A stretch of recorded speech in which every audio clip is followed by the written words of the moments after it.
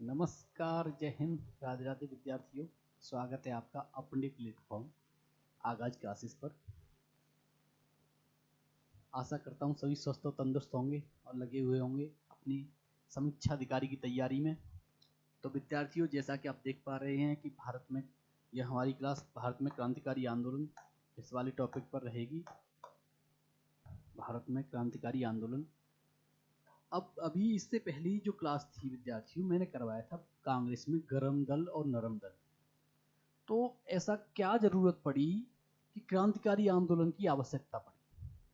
ये भी तो सोचने वाली बात है कि अगर ऐसा क्या हुआ कि ऐसी क्या आवश्यकता पड़ी कि कांग्रेस में गरम दल भी था, नरम दल उदारवादी प्रवृत्ति के भी थे और उग्रवादी प्रवृत्ति के भी नेता थे। लेकिन ऐसा क्या हुआ कि लोगों का भरोसा उन दोनों से विश्वास उठकर भारत में क्रांतिकारी आंदोलन की तरफ या क्रांतिकारियों की तरफ लोगों का झुकाव हुआ।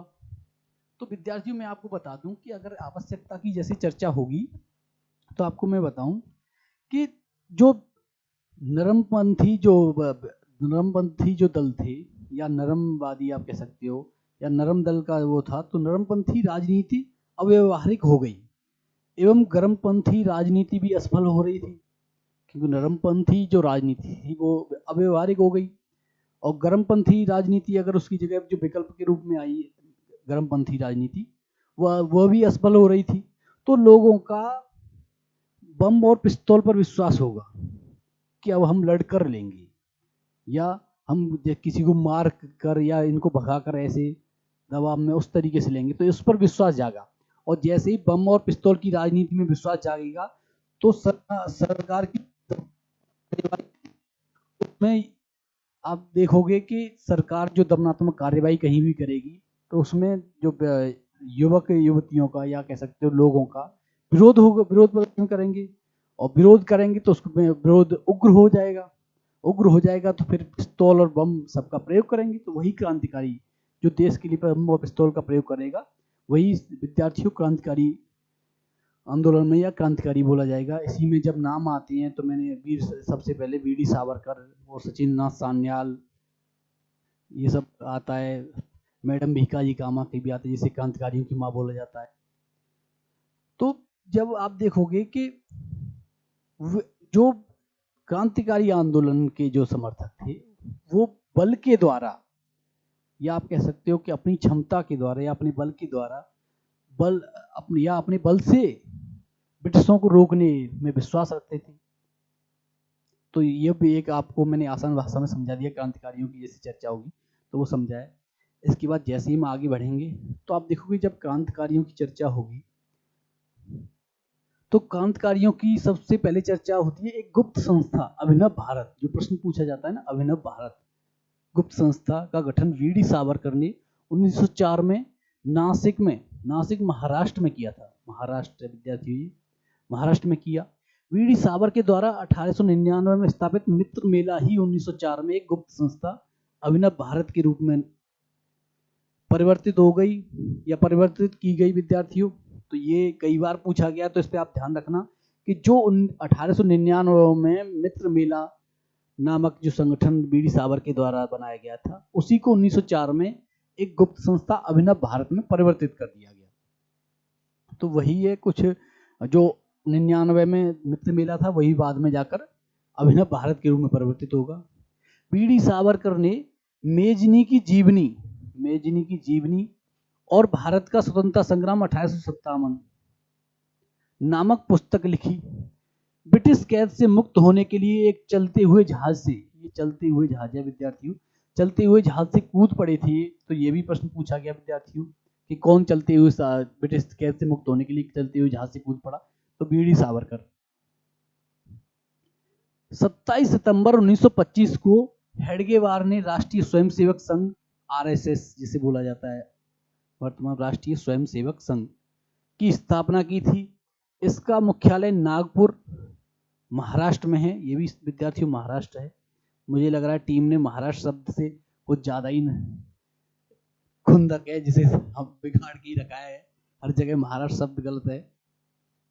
तो महाराष्ट्र में स्थित नागपुर महाराष्ट्र में स्थित था आरएसएस का मुख्यालय। 1925 में हेडगेवार ने आरएसएस की स्थापना की थी या राष्ट्रीय स्वयंसेवक संघ की स्थापना की थी? ये सचिंद्र नाथ सान्याल विद्यार्थी, ये सचिंद्र नाथ, ये सचिंद्र नाथ सान्याल नहीं है विद्यार्थियों, ये हाँ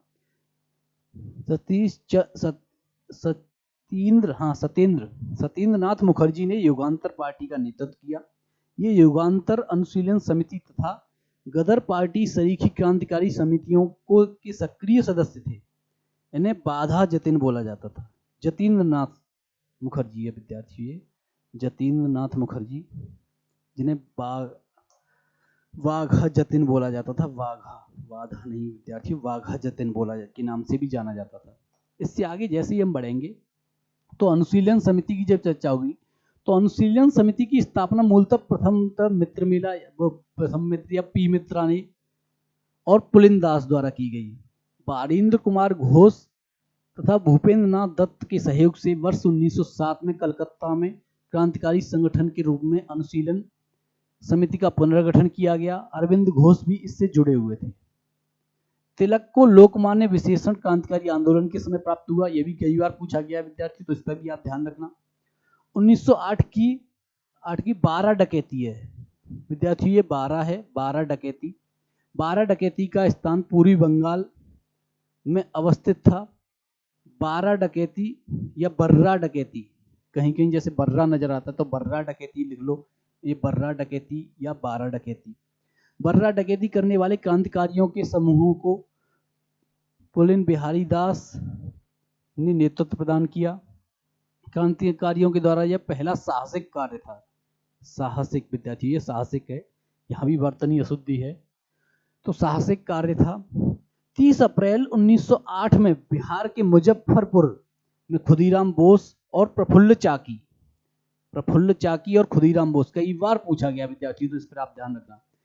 खुदीराम बोस और प्रफुल्ल चाकी ने किंग्सफोर्ड की बग्गी पर बम फेंका, परंतु किंग्सफोर्ड बच निकला और उसमें कैनेडी की पत्नी और बेटी मारी गई।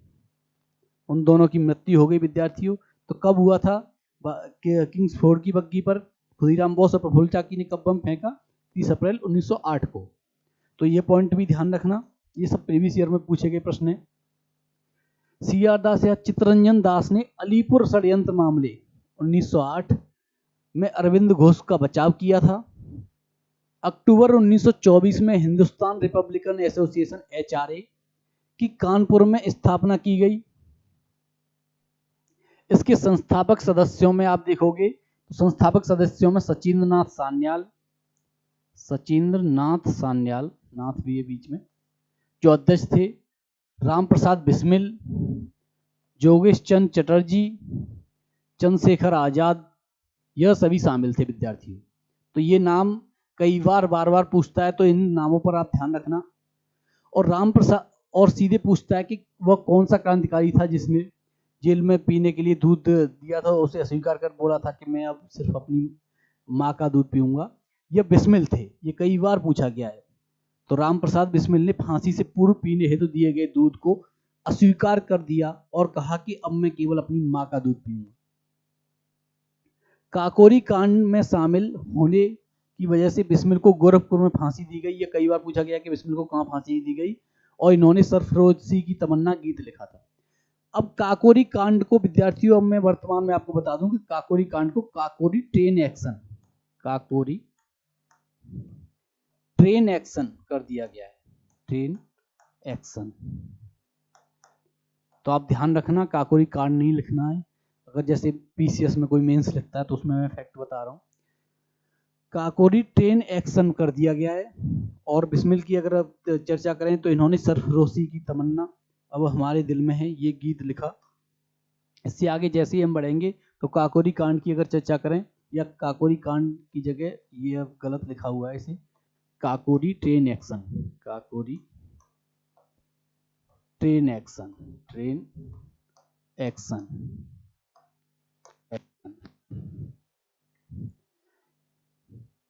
इनसे संबंधित अशफाक उल्लाह खां की बात करो तो भारतीय स्वतंत्रता के लिए फांसी पाने वाले प्रथम रिकॉर्डेड मुस्लिम, या रिकॉर्ड में आने के बाद जो मुस्लिम था जिसे फांसी दी गई, वो प्रथम मुस्लिम थे अशफाक उल्लाह खां। दूसरे आप देखोगे कि काकोरी कांड से संबंधित अशफाक उल्लाह खां, रोशनलाल, राजेंद्र लाहिड़ी तथा रामप्रसाद बिस्मिल को फांसी दी गई तथा चंद्रशेखर आजाद फरार हो गए। तो आजाद भी काकोरी ट्रेन एक्शन से संबंधित थे, लेकिन वो फरार हो गए। 9 अगस्त 1925 में काकोरी ट्रेन एक्शन में सरकार की ओर से पैरवी करने के लिए, पैरवी है ये विद्यार्थियों के लिए, नियुक्त वकील जगत नारायण मुल्ला थे तथा अभियुक्तों की ओर से सरकार ने लक्ष्मी शंकर मिश्र और केजी दत्त और जनकरणनाथ मिश्र को नियुक्त किया। विद्यार्थियों तो इन पर ध्यान रखना, अभी तक ये पूछा नहीं गया है, लक्ष्मी शंकर मिश्र और केजी दत्त, तो इनको ध्यान रखना है। इसकी बात जैसे ही हम आगे चलेंगे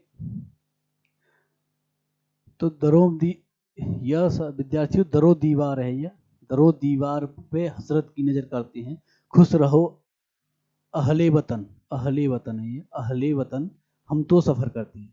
यह लाइन कई बार पूछ लेता है, तो इसीलिए मैंने एक पॉइंट इसका भी डलवा दिया इसमें।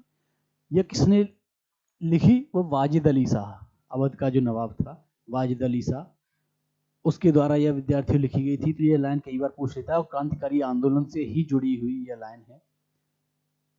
9 से 10 सितंबर 1928 को चंद्रशेखर आजाद के नेतृत्व में दिल्ली के फिरोज शाह कोटला, जो वर्तमान में अरुण जेटली स्टेडियम हो गया है, अरुण जेटली स्टेडियम के नाम से जाना जाता है, स्टेडियम, मैदान में हिंदुस्तान रिपब्लिकन एसोसिएशन का नाम बदलकर Hindustan socialist Republican association HRA की जगह HSRA की स्थापना हुई। इसी के सदस्य भगत सिंह तथा बटुकेश्वर दत्त ने 8 अप्रैल 1929 को सेंट्रल असेंबली में बम फेंका और उसके बाद पर्चे भी फेंके, जो पर्चों पर लिखा था कि हम बहरी सरकार को अपनी आवाज सुनाने आए हैं, बहरी सरकार के कानों को खोलने आए हैं। और इस असेंबली बम कांड में किसी भी प्रकार की कोई जनहानि नहीं हुई विद्यार्थियों, और खाली असेंबली में बम फेंका, जैसे चलते हुए खाली जगह पर, असेंबली में खाली जगह पर बम फेंका था। भगत सिंह, सुखदेव और राजगुरु को लाहौर षड्यंत्र केस में 23 मार्च 1931 को फांसी दी गई, जिसके लिए बोला जाता है, इसके बाद ही आप देखोगे कि कराची अधिवेशन होगा जिसमें महात्मा गांधी को काले झंडे दिखाए जाएंगे, जिसके लिए बोला जाता है कि गांधी जी ने बचा सकते थे, लेकिन उन्होंने अपने उसमें इरविन से जब समझौता होता है, गांधी इरविन समझौता, उसमें अपनी मांगों में उन्होंने यह नहीं डाला कि सुखदेव, भगत सिंह और राजगुरु को फांसी नहीं दी जाए। फिरोजपुर में शहीद भगत सिंह स्मारक स्थित है। तो यह जहां प्रश्न जो भी प्रीवियस में पूछे गए हैं, वह विद्यार्थियों सारे प्रश्न मैंने इसमें सभी सम्मिलित कर दिए हैं। इसके बाद जैसे ही चर्चा होगी तो मैं आपको बताऊंगा कि किस तरीके से, और कोई अगर जैसे इंक्लूड और करने होंगे जो प्रश्न मुझे लगेगा अनुमानतः यह प्रश्न आ सकते हैं, तो वो सब मैं एक मैराथन क्लास, एक छोटी सी मैराथन या सबसे लास्ट में एक और क्लास ले कर लूँगा, तो उसमें सारे के सारे आ जाएंगे, तो उस पर आप बेफिक्र रहो। इसके बाद जैसे ही हम आगे बढ़ेंगे तो चटगांव शस्त्रागार पर धावा सूर्यसेन के द्वारा, सूर्यसेन, एक सेकंड में पेन का कलर चेंज करता हूँ यहाँ पे। चटगांव शस्त्रागार में जो धावा जब चर्चा होती है चटगांव शस्त्रागार के केस की, तो जो सूर्यसेन की चर्चा होती है, सूर्यसेन ने इंडियन रिपब्लिकन एसोसिएशन या IRA की स्थापना है विद्यार्थी। ये थोड़ा टीम के द्वारा ज़्यादा शीघ्रता की गई है। टीम क्या, प्रवीण जी हैं, अब ये कुछ भी कर सकते हैं विद्यार्थियों, आप देखो, कोई बात नहीं, 1-2 सिली मिस्टेक है, हो जाएगी, कोई दिक्कत नहीं है। और वर्तनी शुद्धि के लिए हम हैं, कोई इसमें कोई दोहराया नहीं है, हम देख लेंगे। आगे बढ़ते हैं। तो स्वतंत्रता संग्राम में सबसे कम आयु में शहीद होने वाले भारतीय खुदीराम बोस थे तथा दूसरे हेमूकाल। तो विद्यार्थियों खुदीराम बोस तो पूछा गया है, प्रीवियस ईयर में 2-3 बार पूछा गया है, लेकिन दूसरा नहीं पूछा गया अभी तक, तो इस पर आप ध्यान रखना, आयोग यहाँ से ही प्रश्न उठाता है। तो यहाँ पे तभी तो मैं आपसे बार बार बोल रहा हूँ कि यहाँ पे इतना फोकस रखो, यहाँ पे एकाग्रता से आपको देखना है, जिसे नोट्स बनाने हो विद्यार्थी वो नोट्स भी बना सकता है, और नहीं एक दो बार जब क्लास देख लोगे तो वैसे ही आपको याद हो जाएगा। यह सारे प्रीवियस ईयर में पूछे गए प्रश्न हैं, और जो मुझे लगता है कि अनुमानतः ये प्रश्न पूछे जा सकते हैं वो सब भी मैंने इसमें इंक्लूड कर लिए हैं। यह विद्यार्थियों षड्यंत्र और सन, कौन से सन में कौन सा षड्यंत्र, और षड्यंत्र का जो केस चले थे ना कि इस षड्यंत्र पर कि ये केस चला था, ये कब हुआ, या जोड़े मिलाओ में पूछ लेता है, तो मैंने एक जगह इकट्ठा करके ये षड्यंत्र भी दे दिए हैं। हावड़ा षड्यंत्र प्रकरण 1910 ईस्वी में हुआ था विद्यार्थियों। विक्टोरिया षड्यंत्र 1914 ईस्वी में। लाहौर षड्यंत्र 1916 ईस्वी में हुआ था। कानपुर षड्यंत्र 1924 ईस्वी में। काकोरी ट्रेन एक्शन या काकोरी षड्यंत्र 1925 ईस्वी में।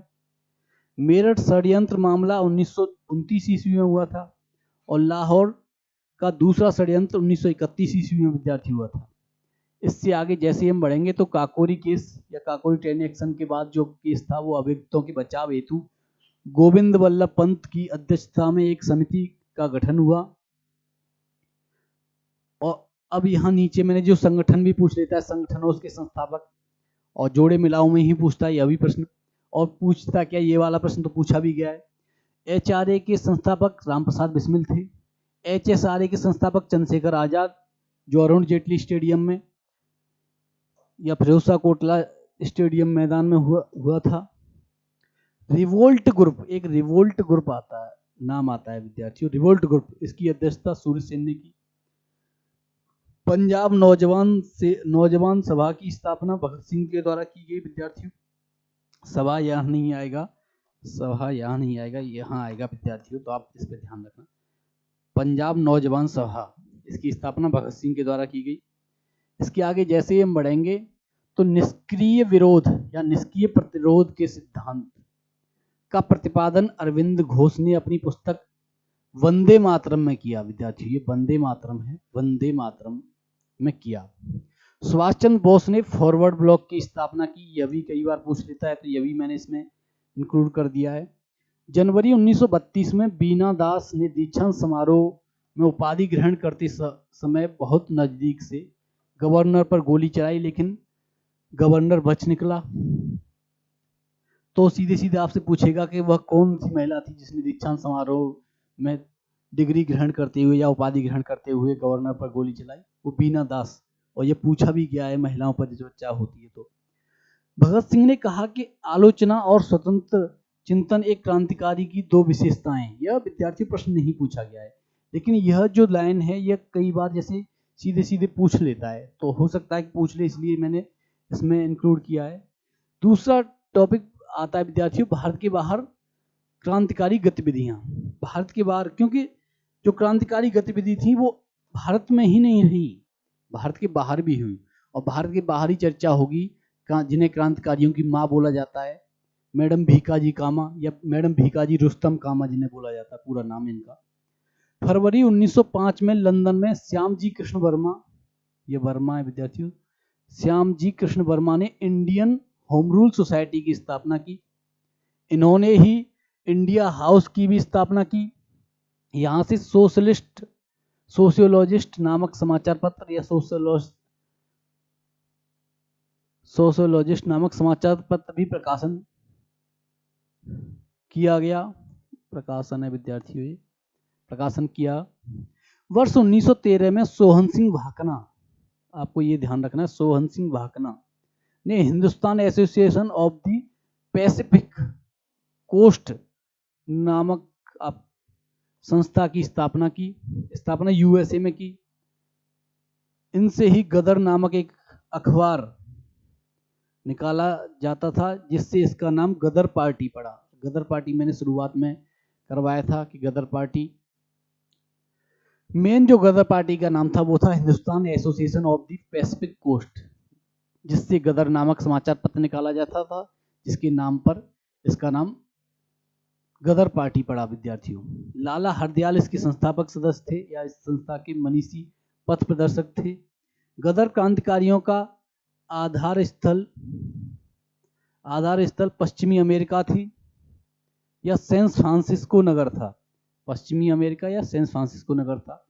मैडम भीकाजी कामा, जिन्हें क्रांतिकारियों की मां बोला जाता था, मैडम भीकाजी कामा को भारतीय क्रांति की माँ या भारतीय क्रांतिकारियों की माँ कहा जाता था। यह दादा भाई नौरोजी की निजी सचिव रही थी।